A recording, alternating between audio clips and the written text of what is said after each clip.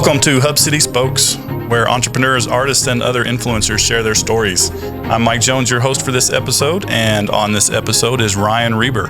Ryan is the executive director of the Lubbock Angel Network, which is an investment network looking for high-risk, high-return investment opportunities. Hi, Ryan. Hey, Mike. How are you? I'm doing well, man. Hey, tell me a little bit about what the Lubbock Angel Network is from a high level. Yeah, so we really have two objectives. The first is to provide, interesting investment opportunities to investors that present sort of a high reward, type of investment, and the second part is to really help engage with local entrepreneurs and give them, a funding source here in West Texas to be able to fund their ventures. And so, two parts, focused on bringing quality investments to the investors and helping local entrepreneurs with, with their businesses and being a source of capital for them. Okay.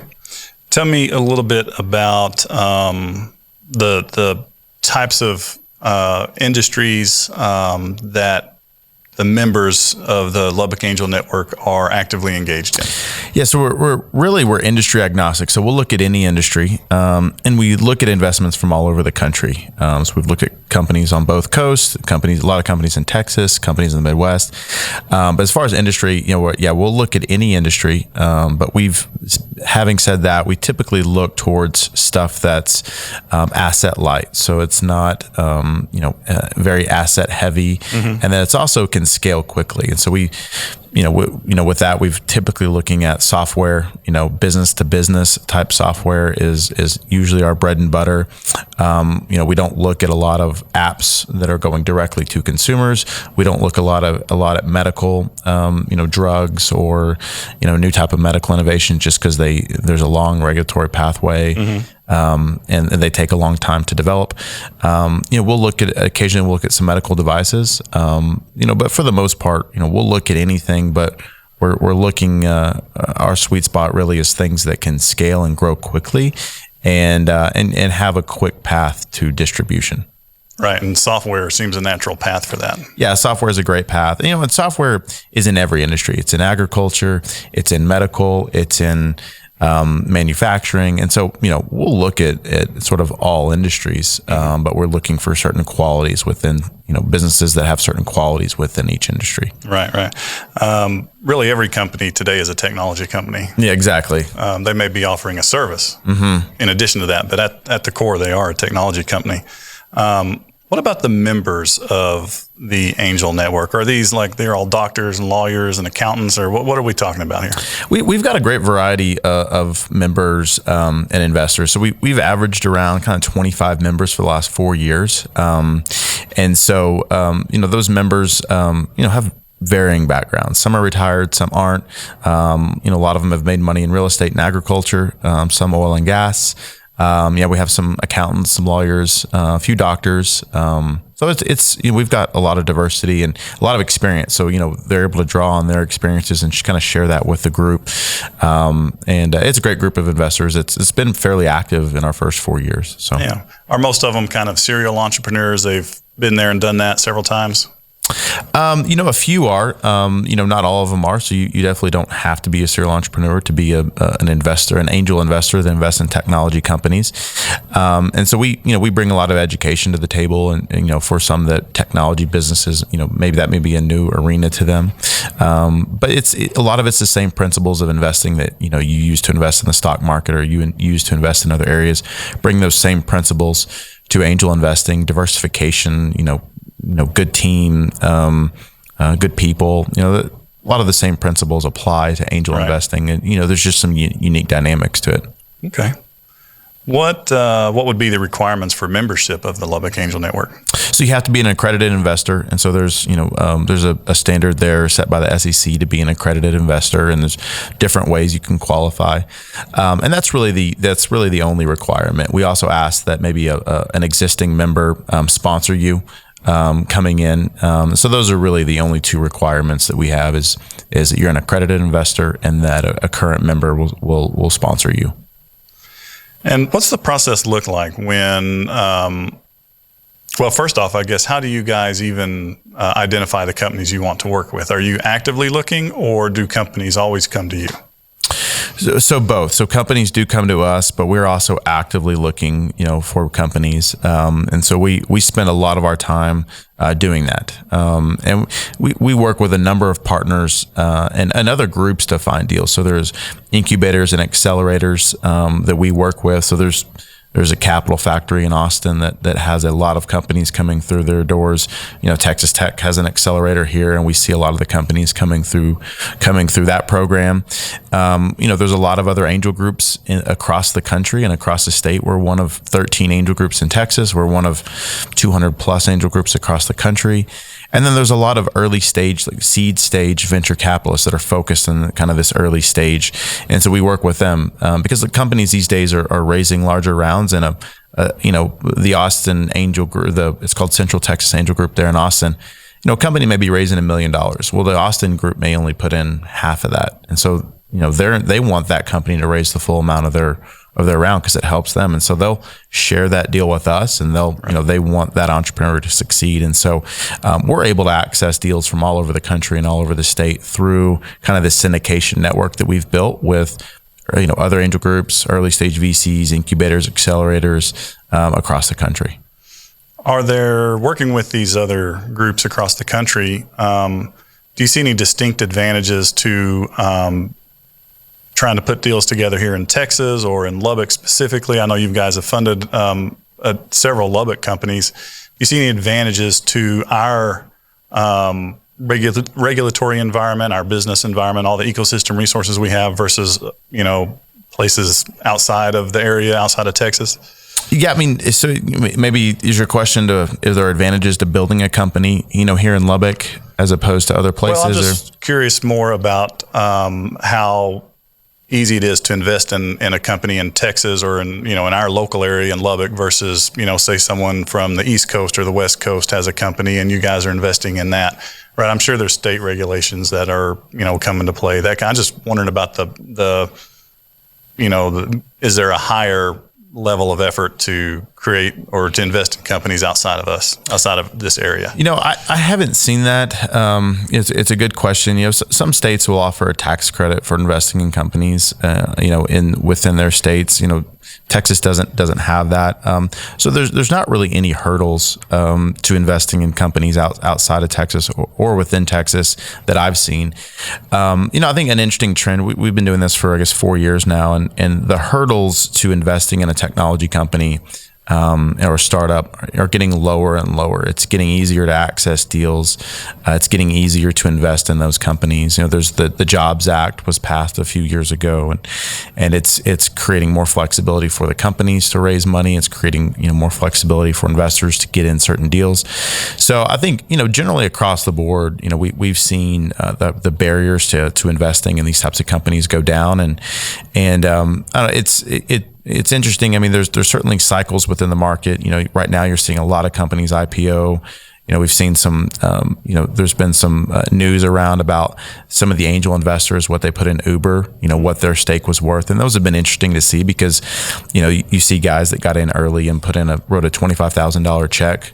Now that $25,000 check is worth more than $1 million. And so that's sort of the game that we're in. Is it's a higher risk, high reward investment, but the risk reward return is certainly unmatched across other asset classes. You can't get this type of return in other industries. Are all the members of the Lubbock Angel Network local to our area, or do you accept members from other areas? Yeah, we'll accept members from other areas. If they're outside a certain mile radius, we have a discounted membership fee. But most are from Lubbock or very close. We have a few in Post and a few in Plainview, but outside of that, everyone's from Lubbock. Okay, let's get back to the process. This is something that I find really interesting. So you guys are looking for companies. Companies are looking for you. At some point, you'll connect. Kind of walk me through what happens after that initial connection. Yeah, so we're constantly looking for interesting deals, and so we'll kind of build a pipeline of deals that are raising capital. We try to bring companies in that are towards the tail end of their round. So we're not first money into a company's round, and so we'll follow the deals for a while and understand what's going to be a good fit, what the timing can look like. And so we generally do not have a heavy process. And that's by design. So we don't want to have a very rigid process for entrepreneurs to go through. Entrepreneurs are super busy building their companies, growing their companies. They're also trying to raise money. So trying to raise money and grow a company at the same time is very time consuming. And if you put entrepreneurs through a very rigid process, it can become pretty taxing for them. And so we try to be very process light for the entrepreneurs, but we have a process internally to be able to vet, pull out certain information that we need in order to determine if it's a good opportunity and also determine risk with the deal. So, we'll talk to a company, once. We'll see their pitch deck. We'll kind of understand, the opportunity. We'll follow that deal for a while, maybe get a couple of updates from them. And then, we generally make a decision if we want to bring them in to present to our members. And so we have kind of a Shark Tank style event. We bring them out to Lubbock. They pitch to the investors. And then from there, the investors will determine if they're interested in a deal and they want to go into due diligence, additional. So we've already done a layer of due diligence. They'll do an additional layer of due diligence at that point. And so at that point, we're sort of facilitating the introduction from the company to the investor, and then the investor from there will decide if they want to invest after looking through a heavier due diligence sort of packet about the company. Okay. And when they do invest, it's like the individual invest. You guys don't like put all the money into a central fund and then invest from there. It's the individual's decision. Exactly. Yeah. And so that's been by design. We don't have a fund. We don't have a single purpose LLC. It's just the investors are investing directly into the company. Makes for a good candidate for you guys to chase a company, or when a company comes to you, what makes them a good candidate and gets your attention and says, let's push this to the next step? Yeah. So usually, the number one thing they've established product to market fit. So, they have a solution, they know what their market is, and then they actually have traction or customers within that market. That's number one. Number two, they already have, some investors in the round, or there's a lead investor established. That's where deal terms are set. So that reduces the financing risk, for us. And then, thirdly, there really needs to be a strong team in place. That's really important when you're investing in this asset class, is that there's a strong team that really understands the customer, team that really understands the pain points, really understands the market, really understands, how to raise capital and also, potentially drive an exit. So, they know how to leverage, different parties and to form partnerships. They know how to exit the company at the right time. That takes a team. Usually it's not, usually there is a great entrepreneur, but, great entrepreneurs know how to build teams. Are you looking for, on the team, like members of the team that fill specific roles? Like I can't remember. I've heard it talked about. You need a designer, you need a dreamer, you need a doer, those kinds of things. I mean, are there certain roles in the team that you're looking at, or is it just you evaluate each one as a whole? Yeah, I mean, every deal is different, but yeah, you're absolutely right. I mean, so we've talked to technology companies where you've got two founders that understand the business and understand the pain points of the market, but no one's a software developer, and they're developing an app. So they've completely outsourced it all, and it can be very challenging to manage, an app or a software if you outsource all development. And so, we absolutely need, robust teams and teams that have complementary skill sets. And so, yeah, you need the technical team, you need, the business team, you need sort of that kind of wild card that can kind of float between, different groups, and you've got to have someone focused on sales. Usually the good entrepreneurs are salesmen. So they're the ones out selling the product, engaging the customers. But, sometimes they're not. And so if that's not the case, you got to have a good sales team too. Right. Tell me a little bit about maybe a success story here in Lubbock that you guys have been involved with. And, feel free to, mention the folks involved if you want to, if they're comfortable with that, or, keep it a little bit anonymous, whatever. But tell me about a success story here in town. Sure. I think there's a couple that come to mind. And so first I'll say that we've been around for 4 years. And so that's usually not a long time in terms of an angel network or angel investing. Usually these deals take about 5 years to mature. on average, is sort of the average timeline. So, if you looked across all the industry averages, it'd be perfectly normal for us to have made a bunch of investments and none of them have been paid back yet. But we've had 3 exits. So last year we had three companies provide a return to our members that invested. And so, and of course, over that 4 years, we've had 26 investments. So we've been a pretty active group, but we've had two local deals that have been successful. One was a company called New Park. So they were a technology that was developed at Texas Tech University to automate aspects of parking and to be able to manage parking without having an actual physical permit. And so we're talking parking enforcement. Parking enforcement, exactly. So there's a company, the technology was developed at Texas Tech. They really thought there was an opportunity to take that same technology and license it and sell it to other universities, other cities, other corporations. And so they formed a startup company and licensed the technology from Texas Tech. We invested in their company 2 years ago, and they were growing at a pretty rapid pace. And they ended up merging or selling to another company, I think in North Carolina. Anyway, the new company is called Passport. So the company we invested in was called New Park, and so they merged with a company called Passport. So that provided a return to our investors and kind of a great, local homegrown story. And then there's another one we invested in 3 years ago, is an oil field automation company. And when we invested, I think the company had around 30 employees. They were making money, but it was, they weren't sort of growing at a rapid pace. Plus, it was an oil technology, and so when we invested, so the market was down. Oil was around $40 at the time. Fast forward to today, they've raised a venture round. They have over 130 employees. They're growing at a rapid pace, and really there's a path for them to become a unicorn. Wow. Be a billion-dollar company, awesome. Headquartered here in Lubbock, Texas. And so those are both, I think pretty exciting opportunities of sort of local homegrown technology businesses that started here, grew here, and are going to stay here and be successful. So the New Park deal was 2 years long about? Exactly 2 years. Mm-hmm. Okay. And what is it about the investments that they can get from the Lubbock Angel Network? What does that enable a company to do? Because, if you're a startup company, you've got a product, you've established your product to market fit, like you mentioned, you've got some traction. Where is it that you guys provide value? I mean, I know you're giving them money, but what does that money enable them to do?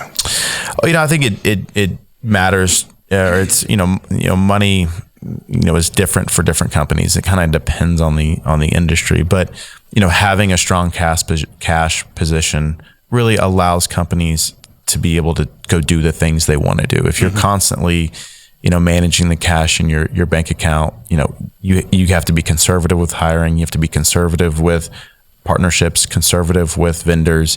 If you were able to raise money and kind of it allows you to more flexibility and more, the ability to be more aggressive to grow. This industry, angel investing, is all about growth. And so if you aren't able to tell a growth story, you're not able to raise money, to continue to grow your business. And so the growth becomes a lot slower.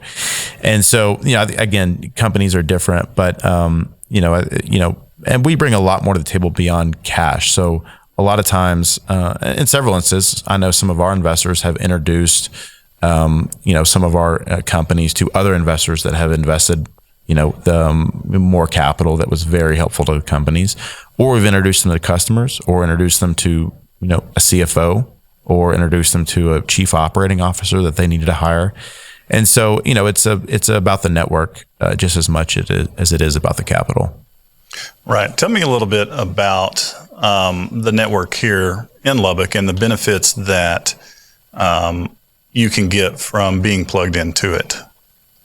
Yeah. So we, it's obvious that we offer access to deals, but I think we have 7-8 meetings a year, and so getting plugged into the group, you're able to meet other investors from across the city and across the region.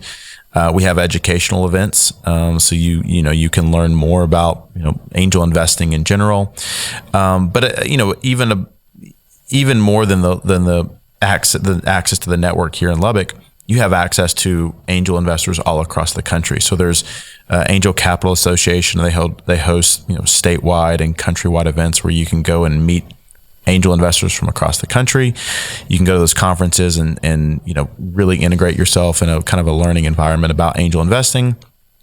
You have access to deals from across the country. So it's not just deals in Lubbock, deals in West Texas, or deals within our network. It's about sort of extending and broadening your network and seeing deals from all over the country and access to people too. Well, we have a great what's known as network effect here, right? So number one, everyone here is very, very accessible, right? You can shoot Ryan Reber an email and he will meet with you, in a week or two and talk to you, right? And so that accessibility factor is really good here. But not only that, the folks that are accessible to you have really great connections outside of our area. They have great connections inside of our area, and so you have this huge network effect that allows people to extend our reach really nationwide and even beyond in some cases. I think that's one of the main drawing points of a city like Lubbock. Yeah, I mean, I think that's well said. And the Angel Network, we've worked hard to develop our network so that if a oil and gas company starts here and they're looking to raise funding, we can provide a portion of that funding, but also we're connected with oil and gas VCs that are focused on the early stage, so we can introduce that company to those VCs, or we can, companies, developing an agricultural technology, business, we can introduce those. In addition to funding, we can introduce those companies to other funding groups within that space, and so that's a great point. Our network is not just about here, but it's also about connecting companies here to other partners and other groups outside of our region. Right. I think that probably what I'm hearing you say is that relationships and the ecosystem resources that you guys can connect to are an important part of the value that you provide. Tell me about some of the ecosystem resources that you guys have at your disposal here in town. Yeah, so I mean, there's the Lubbock, or the Texas Tech Accelerator. Yes, and that's a great program where they're taking companies through a year-long cycle of growth and maturation, mentorship. But they've got lots of other programs too. So they've got idea like startup weekends. Right. I think they've got a handful of other programs. I think used to be called Red Raider Startup. I don't know if it's still called that, but the 3-day startup boot camp. Mm-hmm. So there's a lot of programs there. And then they've done a great job of building out a mentorship network. Where companies can get access to mentors. Yeah. That's definitely one that comes to mind. There's a small business development center. Obviously Lita here, who's hosting the sponsorship, does a great job of telling the story and marketing, certain companies and also does a great job of helping support innovation and the startup ecosystem here. And then you've also got, you've got other groups out there that are sort of, I think, service providers that service the startup ecosystem, whether that's graphic designers or marketing agencies or, lawyers, varying different groups. I think those are an important part of the ecosystem too. Yeah. And there's a network of those that, are wanting to work with startup companies and eager to work with them. So, I think those are some of the ones that come to mind as far as, access to groups here. Yeah. You mentioned the mentorship side of the Accelerator program. I have the privilege of a company that I am a founder of, having gone through that. And I think that is a really great, avenue and a really great learning opportunity for the companies. It's just 100% positive. You've got all the connections, you have all the mentors, you get all the knowledge. It's very great. Another thing that talking about mentorship brings to mind is, from a personal note, my kids last night, I've 2 of them in the YEA program, the Young Entrepreneurs Academy, and the graduation from that was last night. And one of the things that they mentioned at that graduation were there was 80 people involved in providing mentorship, organization skills, all of these ecosystem connections to a group of 16, high school, junior high and high school students, and 80 people involved in just trying to help 16 young people to learn about starting businesses and actually every one of them started a new business, and they're all CEOs of their businesses and everything. I was blown away by that. The people and their willingness to give back blows me away here.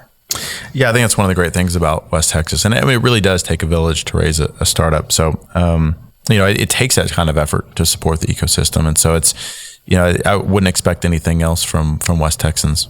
Right.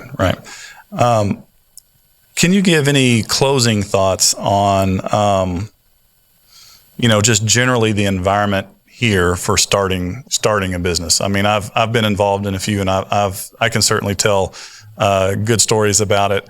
But I would like to hear your perspective on what is it about this area? Because I mean, I see startups left and right. Mm-hmm. We've got the Accelerator program going. What is it about this area? What is it about the people? What is it about the resources we have? What is it that really is conducive to creating all these startup companies that we're doing here? Yeah, there's a lot of things I think that attribute to that, but I mean, I think there's just a DNA of the people here that sort of make them people. I mean, every business is a people person business, and so I think that's one of the top things I've seen is just the sort of the DNA of the people here is unmatched in terms of being people oriented, business people. And that's important to growing a business. But you've also, I mean, of course, you've got the cost of living, you've got work-life balance. It's amazing. We've got talented people here. I think people think you need to build, if you're a tech company, you need to build your company, in a tech hub like the Silicon Valley or Austin. And there is talent there that's great, but there is talent here too.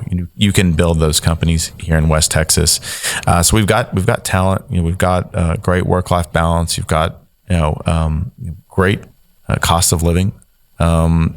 Low cost to build a company, and so and now we've got access to funding. I think in the past companies left because there wasn't any funding here, and so we're trying to solve that equation here and be that source of capital for West Texas entrepreneurs. So I think there's a lot of positive things going on in Lubbock, where I think it's going through a great sort of renaissance period and a great period of growth and sort of transition to the next 100 years of the city's life. And I'm excited about the future and excited to see some of the companies that are currently growing here, but also some of the companies that will start being seeded here. We'll start to see pop up in the next few years. All right, I 100% agree with that. Ryan, thank you for taking time out of your busy schedule to talk to us today. I really appreciate it. Yep, thanks for having me. Hub City Spokes is presented by the Lubbock Economic Development Alliance and produced in partnership with Hamill Brothers Studios. A special thanks to the Innovation Hub here at Texas Tech University for hosting us. To hear more from our creators and catalysts, visit lubbockeda.org/podcast.